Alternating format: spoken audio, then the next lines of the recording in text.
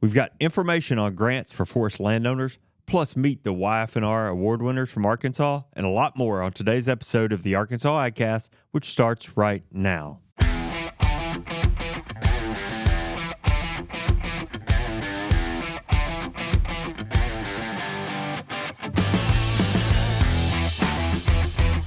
You're listening to the Arkansas AgCast, where we discuss the latest news, trends, and issues impacting Arkansas farmers and ranchers. Our show is brought to you by the Arkansas Farm Bureau Federation and hosted by Jason Brown and John Nickman. Good afternoon, gentlemen. Welcome back to the studio here in sunny Little Rock, Arkansas. Thank you for having me. Yeah, I'm very glad you both are here. Brian, it's been 2 months for you. I don't know. You seem to be doing well, like you remember how to do everything. Feels like it's been a minute. It's not quite like a bicycle. Yeah. Yeah, it's very complicated over there. And everybody we ever bring in here is like, oh, you guys have a real setup. Yeah. Like, yeah, that's pretty legit. You know, last week at O&L, to your point, it kind of felt like we just hopped into it and then we did it and it was over. And afterwards, I was like, "What just happened?" Very chaotic. Very chaotic. To move on I don't to mean the that next in a bad thing, way, but yeah. Yeah. So We were still going when the general session started. I mean, we had quite the operation last week. And we'll talk more about that in a minute. Yep. I feel like this is going to be a gold medal show today. Wow. Wow.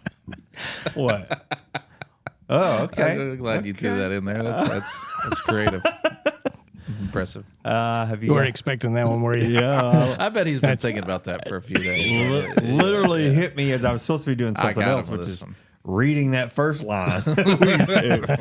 That's when stuff like that pops into my brain. Yeah, there you go. Have y'all been watching the Olympics? Yeah, I have. What's been your go-to so far, or your favorite? Well, I'm gonna tell you. Event. So Saturday we wrapped up Women's Leadership Conference, and I was so tired, and I'd been sick the week before, not feeling well, and I went home. I think I turned on the Olympics at 1:30, something like that, and 2:00, and I didn't turn them off until like 10:00. I mean, I just as much as I could get, and it was kind of nice. Sit in the air conditioner, relax on the couch, watch a bunch of obscure sports that I don't even know the rules. Yeah, eat Cheetos. You know, it was nice. My wife and I were visiting. My kiddo and my wife were visiting my mother-in-law, so it was just kind of me and Have you seen any of the surfing? I have seen some of the surfing. Pretty impressive how big those waves are. Have you seen the shot that came out of one of the surfing? I have not. We'll show you this after the show. It's so good it looks fake. It does look fake. Interesting. The guy kind of hit a wave and disembarked from his board, but it's almost like he knew he was going to do it. Tell me if I'm explaining this wrong. So he so put far, his so good. number one finger in the air here, on his way up out of the wave, and then this board is like just behind him, standing straight up. So it's this picture that looks like he's levitating. Yeah. Oh, wow. He and his surfboard are levitating above the waves. It's pretty cool. It's one of those that will go on to win awards for years, I bet. Interesting. Have you seen the guy from Turkey that won silver in it's like pistol marksmanship? No. All the people that are competing, it seems like they all have some sort of high-tech glasses or equipment, whatever. He's just up there in a T-shirt and some jeans and the pistol they give him, and he won a silver medal. He's got glasses on just because he's, like me. Because they probably require it. Oh, okay. It's got funny. his hand in his pocket. He's just there, I was texting with some buddies the other day about I have not watched any of the shooting sports for no reason. Just I haven't seen to catch it. And one of my buddies made the comment. He's like, honestly, I just wish they'd put some good old boys up there with a deer rifle and just let them have at it. They'd show everybody what's up. Bring your rifle of choice. Yeah. Probably not wrong. I watched, well, of course, the gymnastics. The women's team. They're the superstars, I'd say, of the Olympics, and they got their gold medal. But the men's team, first medal, men's gymnastics team, first medal since 2008, I think. Yeah, and that was pretty fun. Right. That was pretty fun to watch, to see those guys. Did you see the alternate for the women's gymnastics is on the Razorbacks gymnastics team? Oh, I did not see that. Yeah, she almost made the cut. She was selected as an alternate though. Oh, nice. Well, that's a pretty storied. I mean, the SEC overall has been a topic I've heard on many occasions this year, listening to or watching the gymnastics. It seems like every gymnast, even from other countries, not every, but a lot of them, have some sort of SEC ties. Yeah. Interesting. In their programs. And I think, I could be wrong, but the Olympic training for mountain biking was in Northwest Arkansas. Oh. And I think one of the women that won gold in mountain biking was one of those individuals that had been trained in Northwest Arkansas. Nice. That makes sense. I can see that. Yeah, there's a lot of good trails up there. Yeah. I have not watched the mountain biking. Ooh, there was something I saw, and I may have mentioned this to you, that I'd never heard of. So, you watch the equestrian events, and everybody knows, I'm going to say dressage. I couldn't define that. I just know that's the thing they do. But, when they're in an arena, they're jumping, they're walking, whatever the horses are doing. The other day I flipped through, and I see this guy, like, riding through the countryside. It almost looks like a golf tournament. Like he's coming down this path, but there's ropes and there's people cheering and yelling, but he's out in the middle of the woods. And, for 10 minutes, one ride was 10 minutes. It was called cross-country equestrian, but there's jumps. He was having to ride through water. I mean, it was an event I don't think I have ever seen. If there's one, if it's the same thing I saw, they had a shot of, like, there's a big bridge across, like, a river or something like that. Yeah. It's a really, really beautiful shot. Yeah. Seeing that horse run across there. But I'd never seen that event before. I don't know if that's new or.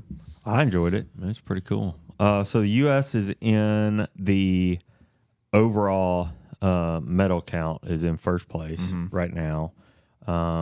With 31 medals. So spoiler alert, if you're watching right now, I won't tell you what those medals are.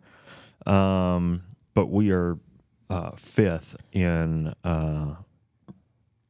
gold medals. Sorry.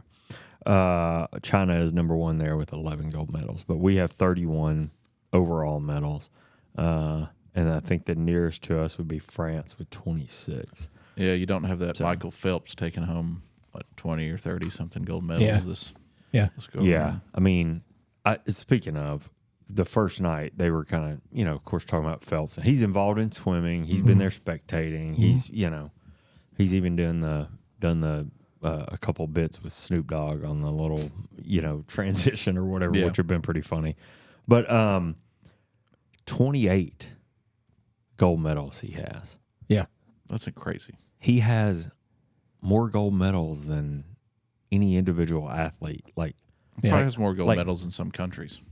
Yeah, exactly. And like they put a like a medal count up next to his name, and you think about. I'm sorry, it's he has 28 medals. He has 23 gold medals, but they put a graphic up with a kind of a medal count by history. Everybody remember Carl Lewis? Sounds familiar. We know Carl Lewis, track star, big. Okay, 9. Yeah. And I mean, when I think about Carl Lewis, I'm like, that's one of the American Olympic athletes. Right. 9. Okay. And this guy's got 28. Yeah. So it's pretty cool. Swimming is one of our things. And his record, one of his records got broken this week. And it's the same trainer. Oh, really? It was his trainer. Yeah.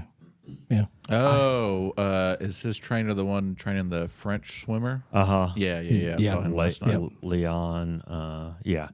I did see something leading up to maybe the Olympic trials in Indy, but one race where he had a record broken. Again, this is before the Olympics and the trials. He was calling it. Yeah. And they had talked about how emotional that must have been to him to be calling the race and see his record get broken. He's very cool about it. I mean, records are made to be broken. Yeah. And they're going to be. Yeah. That's just a thing. Yeah. I just think, as we round this out, I just think that the Olympics are one of the coolest things. You know, it's we can all agree on it. You know, these people are so proud to be representing their country. They say so every chance they get. Yeah. What an honor it is to represent their country. And I just think, you know, look, God bless the Olympics, man. I enjoy the Olympics. Very fun. Yeah. And it's the wealth that YouTube can be. I've always liked the opening ceremonies, closing ceremonies, some of the different things they do. I think it was 2012.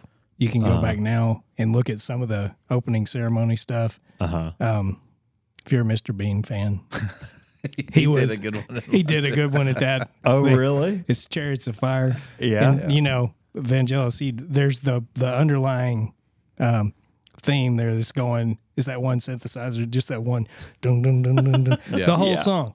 And so he's the one playing that. Oh, no way. Hilarious. Oh, I'll have to go back and watch that. You need to go look at it. He kind of eyes the other pianist, too, at the same time. Like, it's like, you're not going to outdo me. Yeah, it gives him a look of disgust. He pages over and looks at his notes and realizes it's one note for the whole thing and rolls his eyes back and goes, oh, my gosh, this is going to take forever. It's good. It's really good. Well, the one thing that somebody sent me was, you know, LeBron and Coco were the flag bearers. And you're voted, the team votes on who is the flag bearer. All the Olympic athletes, so, you know, nearly 600 American athletes, they vote on who they want the two flag bearers to be. But they showed, you know, they did that parade on the boats. And somebody sent me the meme where LeBron is up there holding the flag, and it looked like Washington crossing the Delaware on the front of the boat. And I'm like, man, the internet never fails. Oh, I know. And it's great.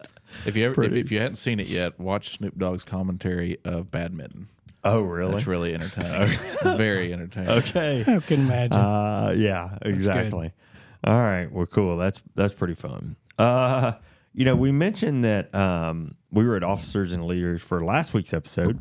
That was in Jonesboro. A lot of fun, like you said, Mac. I mean, we were in and out. I mean, it was a busy time. I think I drove into town that morning at like 10, and then we were recording by 11. Yeah, but we did have a good interview, though. We did have a good interview. We talked to Dr. Heidi Bancy. Who was named the dean of the new vet school at Arkansas State University in May. Yep. We didn't know this when we asked her to come on the show, but she told us. So we recorded that on Thursday, I think. Correct. They had just moved into town on Saturday. Yeah. Monday was her first day of the job. And then she comes talks to us two yahoos on Thursday. Yeah, we also had her in our workshop, and I was co-chair of the workshop committee. But anyways, she couldn't really confirm whether or not she was going to be able to be at the workshop. You know, I was just assuming, all right, she's new, and she's probably got a lot of different things pulling her in different directions. Yeah. But she told us in the interview, she's like, yeah, I just moved up here 4 days ago. I'm like, okay, I get it. Never mind. So graceful, so kind, so thankful to us for asking her to be on the show. And really insightful. I'm telling you, if you have any hope for that program to serve the agriculture producers of this state, I think she's your gal. And she had a lot of energy about it. You know what I mean? And it was not so much, or it was much more than just excitement. Yeah. You know, she's got a great idea and focus and direction she wants to take it. The other thing I was, you know, in the interviews we do, or I do at least, there's always something that stands out in each one. And for me, in that one, it was her experience and journey to where she's gotten today. She has been everywhere. Oh my goodness! More than just the U.S. too. I'm not going to spoil a lot of it, but she's got a wide array of experience to pull from to direct that program in the way she sees it, and that was really interesting to see. It's fascinating. Yeah. And her comment about animals with purpose. You know, that was really cool, too. I love that, Brian. So we're starting off the interview. You know, a lot of times when we're talking to somebody, we ask them to give us a bit about their background, you know, establish them for people listening and watching who don't know really much about the person, you know. And so John starts by asking her that, and she's kind of talking to us, telling us about growing up in Montana and growing up around sled dogs, and that driving her to be really motivated by animals with purpose. And Yeah. you should have seen us too. We're like, sled dogs. Hold up. So we had this list of very educated, very well informed questions, and she gets done. We're like, so what about sled dogs? How you talking about? It's like, before we get to this next question, I have 3 more that just came up with those comments. So you know us, we're like squirrel anytime anyway. And she starts talking about sled dog, and we're like, wait a minute, we're gonna have to back up a little bit. did you say Canada? You have to. Yeah. You have to. You know, for us Arkansans, we don't know anything about that world. Exactly. You know? But anyway, yeah, that's right. That animals with a purpose are kind of her driver, her motivator in a lot of ways, and what got her into this profession. It's pretty cool. So you can see that, as you might have imagined, on YouTube, on Facebook. You can listen to it wherever you get podcasts. And Stole my line. it's a good. I did, didn't I? Like I'm reading the end of the show.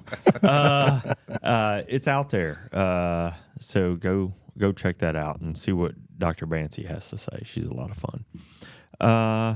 Let me see. Oh, you know, we were talking about this in the office this week, talking about watermelons. You know, watermelon season. Is it safe to say it's upon us? If it's not, it's, well, yes. Okay. All right. A lot of thought went into that. Sorry. The economist was really trying to come out in me. It feels like it. I've yet to have an Arkansas watermelon this summer. I haven't either. I feel like that's a problem that needs to be resolved. Yeah. And you, if you feel the same way, you can fix that next weekend. The Hope Watermelon Festival is taking place, of course, in Hope, August 8th through 10th. That's Thursday, Friday, Saturday of next week.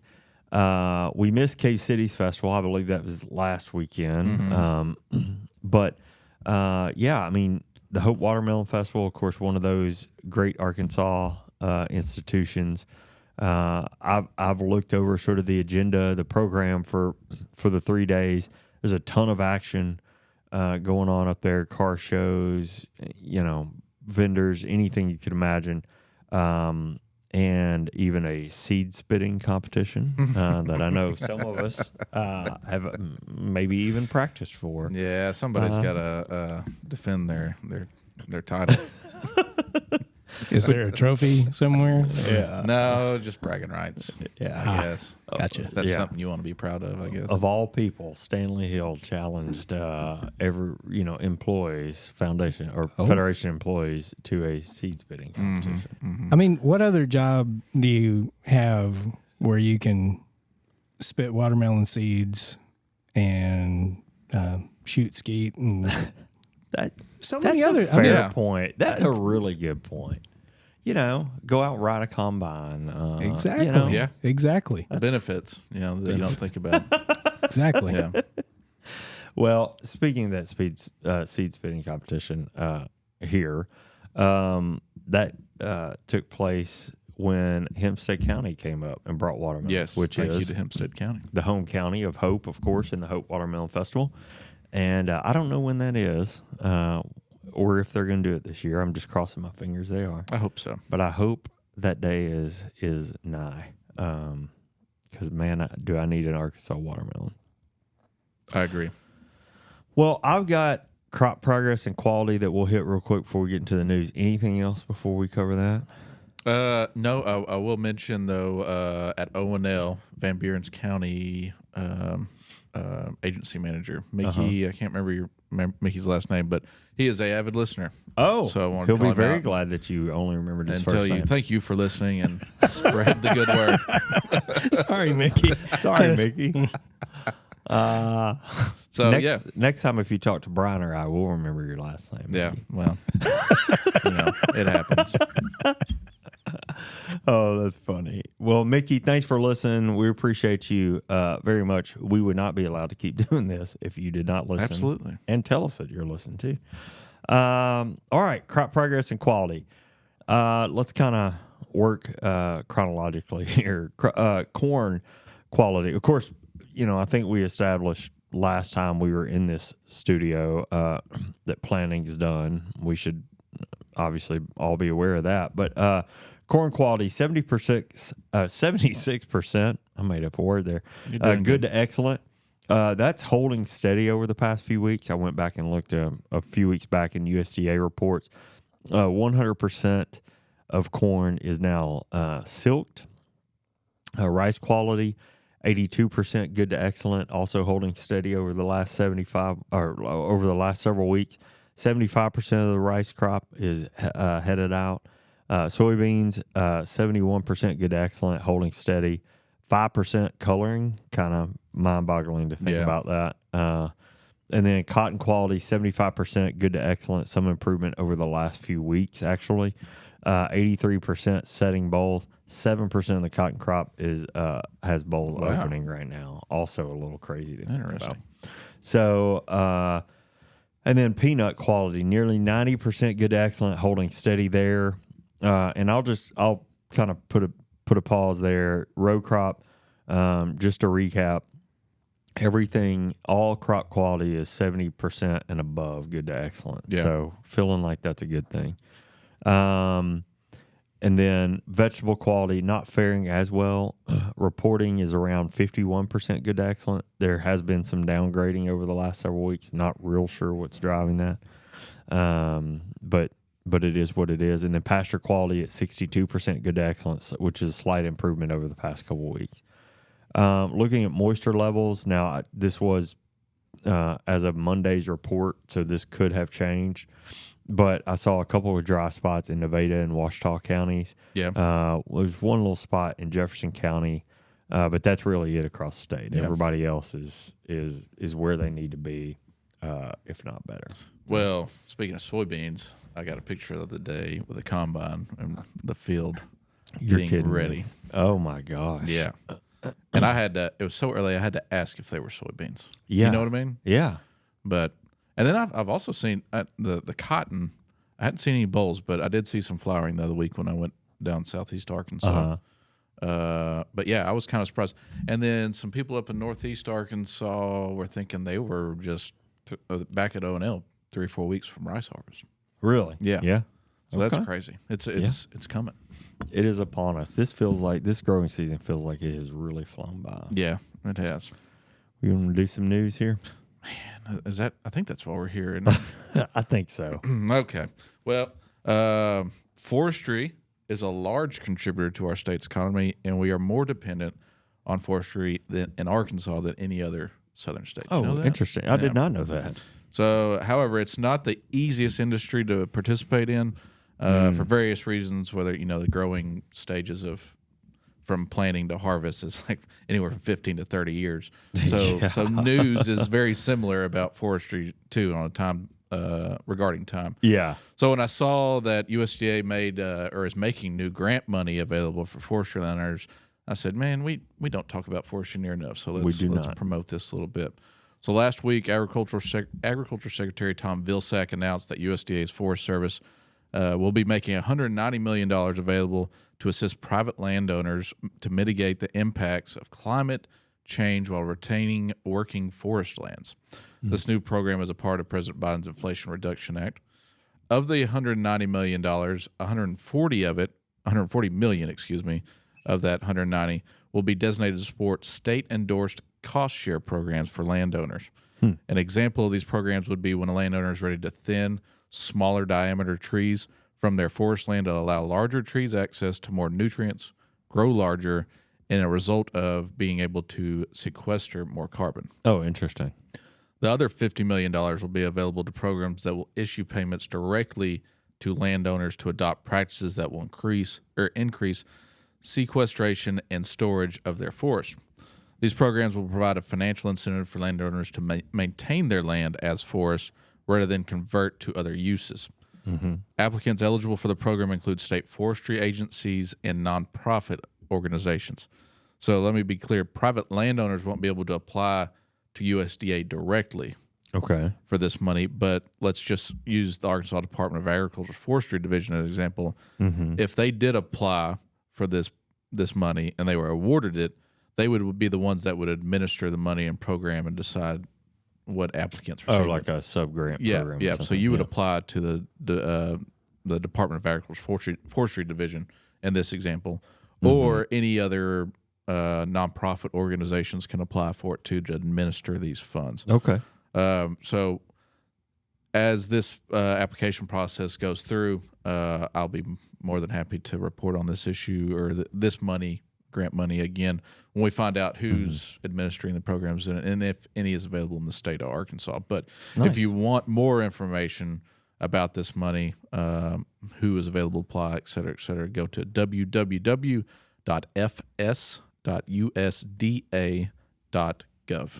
Nice. Good news there. So plenty of money out there, and we'll see where it lands. Yeah. Well, I'm going to cover a little news that came out of O&L last week. As we mentioned, we have this year's winners of the Young Farmers and Ranchers Awards here in Arkansas. Justin Lacey Story of Cawthron, which is in Scott County, and Hannah Walker of Henderson, which is in Baxter County, earned the top Young Farmers and Ranchers Awards Thursday during Arkansas Farm Bureau's annual Officers and Leaders Conference at the Red Wolf Convention Center in Jonesboro. The awards honor young farmers and ranchers ages 18 to 35 for general excellence of their operations and their hard work and innovation. With the YF&R Achievement Award, the Stories received $35,000 cash prize and a trip to the 2025 American Farm Bureau Convention in San Antonio, Texas, to compete for the national award. The Achievement Award recognizes young farmers and ranchers in Arkansas who have excelled in their farming and ranching operations and exhibited outstanding leadership abilities. The award is designed for an individual or couple involved in full-time production agriculture with a majority of their income subject to normal production risk. The Achievement Award is sponsored by Southern Farm Bureau Casualty Company. Yeah.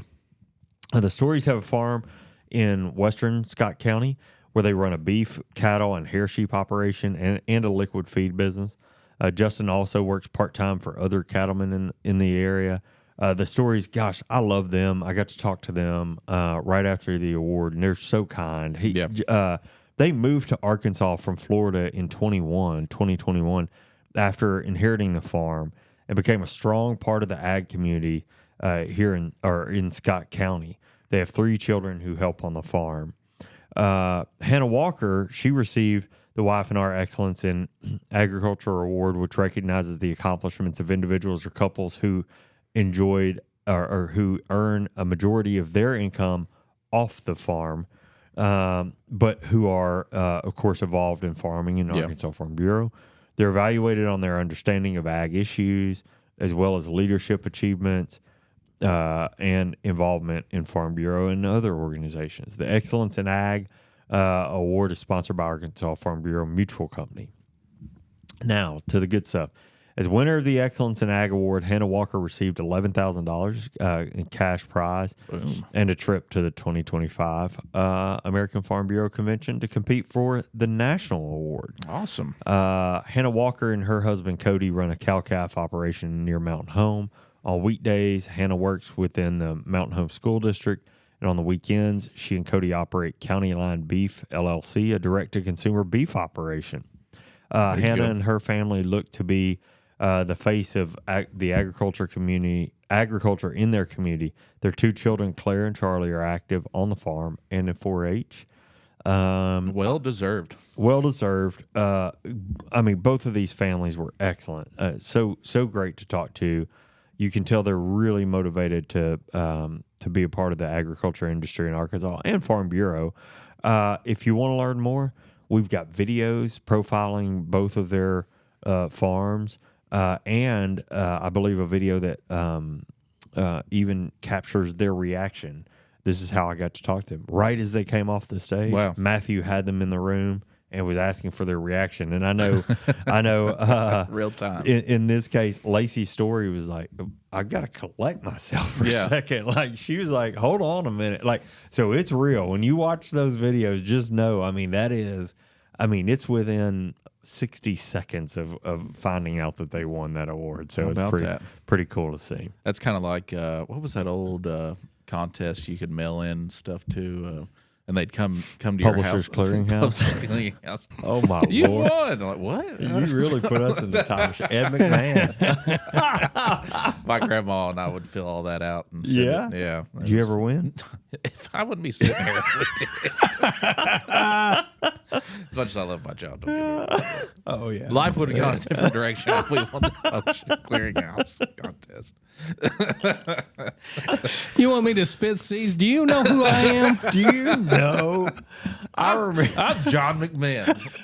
that was like a cultural reference. I remember family members saying, like, you know, we'd be at a family gathering, somebody knock on the door and they'd be, hey, you better answer that. It might be Ed McMahon. Like it took over. Absolutely, I mean, it was a real deal. golly, Who you is just it? Well, it's unlocked. not Ed McMahon, so don't worry about it. Yeah, so we're not going to even mess with it. Oh, man. Oh, that's funny. Well, you want to take a short break? Hear about keeping our rural roads safe? Let's do it. Arkansas farmers and ranchers work 7 days a week. That means when you hit the road, you may be sharing it with farm equipment, especially if you're traveling along rural roads and county highways. Farm equipment moves slower than our pickup trucks and minivans. They may not have the safety lights and turn signals of our family vehicles either. The trucks and tractors moving down the road need extra room to make turns, cross bridges, and move through intersections too. We all get in a hurry sometimes, but it's important that we all stay safe, no matter if we're headed to buy groceries or grow them. So next time you're cruising past a pasture or field, keep an eye out for farmers. They'll be sure to keep an eye out for you too. If we all work together, we can make sure Arkansas is cultivating safe roads. All right. My last story of the week. It's a big one. Yeah, okay. It's a touchy one. I see the D word here. Yeah. And it's Dicamba. If you were didn't already guess it. Anyways, Dicamba can be a touchy subject, but in recent news, Syngenta has proposed a new label for their Dicamba herbicide, Tavium. Okay. Last week, the EPA published a notice of receipt in the Federal Register and announced the beginning of a 30-day public comment period for Tavium for use on tolerant soybeans and cotton. The proposed label for Tavium would maintain applications during and immediately after planting, as well as over the top until the crop reaches V2 growth stage, or when the second trifoliate leaf is fully unfolded, or until June 12th, no later than that. Okay. The previous label allowed for the over-the-top application of soybeans until the V4 growth stage, or until June 30th. For dicamba-tolerant cotton, Tavium applications would be allowed before, during, and immediately after planting, as well as over the top until the crop reaches the 6-leaf growth stage, but no later than July 30th. This proposal is no different from the previous Tavium label, so no changes. Syngenta has now joined Bayer and BASF in submitting new labels for their previously registered over-the-top dicamba products, and the announcement comes 5 months after a federal court in Arizona vacated the product's 2020 registration. That was kind of some big news, and it's kind of been in limbo ever since what's going to happen. The public comment period for Bayer's Extendamax and BASF's Ingenia, if I pronounce that right? Yeah. Yeah, here we go. Has already ended, but if you feel inclined to submit a public comment for Syngenta's Tavium, you can do so at www.regulations.gov by August 22nd of this year, 2024. Yeah. So, again, dicamba is an opinionated topic, depending on where you stand on it. But if you feel so inclined, like I said, you have an opportunity to comment. Make your voice heard. Yeah. And we always here on the show tell everybody to fill out your surveys and make your public comments, because without that input, you don't know what's going to happen. Your perspective is not represented. That's correct. All right. Last story of the day here. The Arkansas Department of Agriculture confirmed that a positive case of eastern equine encephalomyelitis, a rare but fatal virus, Good job. was reported in Ouachita County. I practiced that all night. The Arkansas Department of Agriculture confirmed that positive case of EEE, as they call it, that's definitely what I'll call it as we move forward, was reported, like I said, in Ouachita County.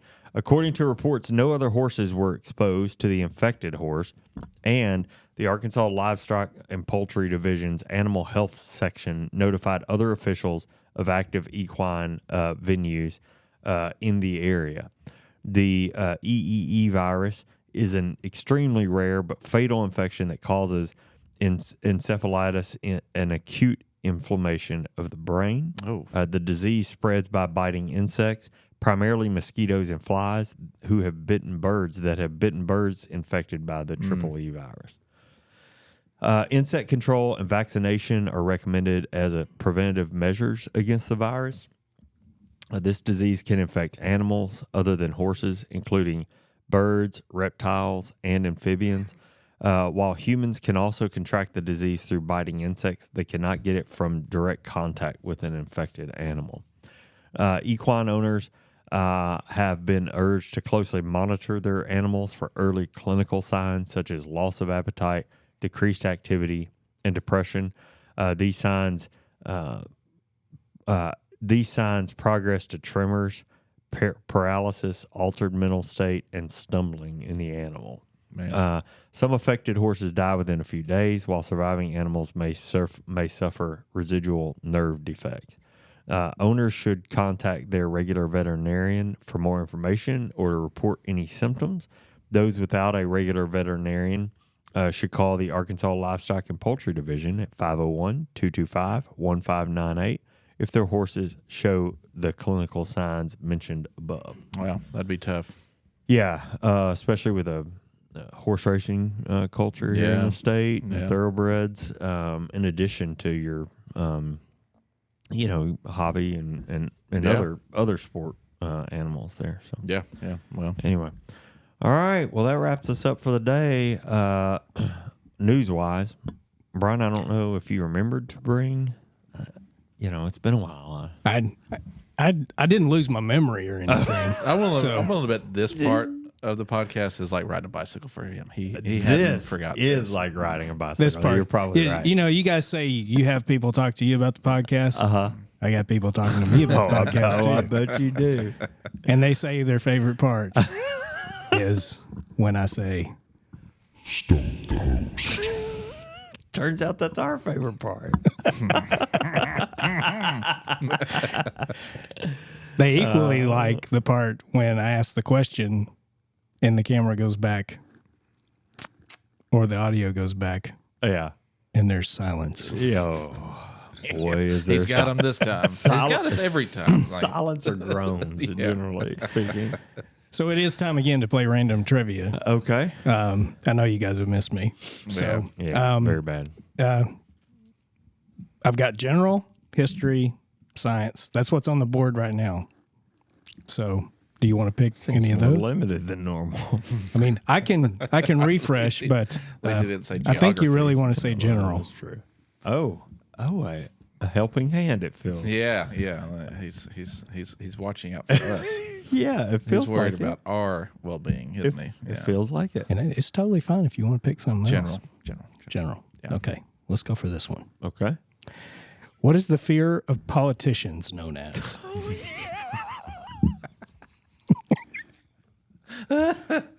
How fitting. Yeah. I don't know. Political phobia. Oh, okay. Ding, ding, ding. Oh, No way. How about it's for real. How about that? Oh my gosh, how did you get Oh, see, every once in a while I get to show people how smart I truly am. You have a phobia of trivia, and there you go. You got it. So political phobia? That's awesome. you want to go for another general? It's up to him. I mean, Yeah, I'll do another general. Yeah, don't accidentally get the right answer. Yeah. all right. What country produces the popular treat Tim Tams? I don't even know. Oh, Tim Tams? Yeah, That's South Korea. he says so. So I'm assuming that's wrong, given his reaction. Yeah, I used to eat Tim Tams all the time as a child. That's not true What at all. was your favorite flavor? The purple one. No, I'm gonna say Australia. Oh, that's a good guess. Man, he's been cheating here. That's a good guess. No, It's Australia. Is it? See, How about that? Look at me. Wow. Yeah, Mr. McMahon, two, Okay. like I two said, up on us. I used to eat them all the time. So do you When want I me to visit pick the next Australia one all the again, or time. you want to do you want to pick one? Let's just stay with general. It seems fun. Tim Tams. All right. If you get this one, I'll be truly impressed. Okay. Oh, yeah. What is the name of Princess Anne's second husband? Saying, can we get Daryl. country she's a princess in? No. No. I want to say Henry. Daryl. That would be a big no on both. Henry is a solid guess. John. Timothy Lawrence. Oh, Timothy Lawrence. Timothy Lawrence. That was my next guess. It was a hard choice between Henry and Timothy. Yeah. Yeah. Timothy So- Lawrence. Let's see if you can go for broke. I'm going to give you Okay, one more. one more. I'm going Double to or give you a nothing. history Yeah. this time. So, what is believed to be the first political cartoon published in colonial America? I mean, do I need to give you a description of what it looked like, or like the actual name of it? I'll take either one. I'd have to say it had have to do something with the British king and maybe Benjamin Franklin. No, I don't know.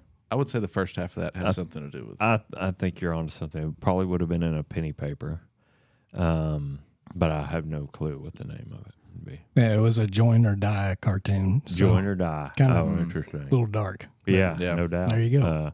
All right. Well, cool. Well, good to be back. Batting Good to be back 500. in the regular swing of things. Yeah. It's August. It is. Today is August 1st, right? Man. Yes, sir, it is. That wraps up the news for this week. Thanks for following along with the Arkansas AgCast. We're grateful for you taking the time to watch and listen. Remember, you can catch new episodes of the show every Thursday afternoon. Find video episodes on Facebook and YouTube, and listen to the audio version wherever you listen to podcasts. Whatever you do, make sure to subscribe and leave us a review when you have a few extra minutes. The Arkansas AgCast is brought to you by the Arkansas Farm Bureau. I'm Jason Brown, And I'm John McMinn. and we'll see you next week.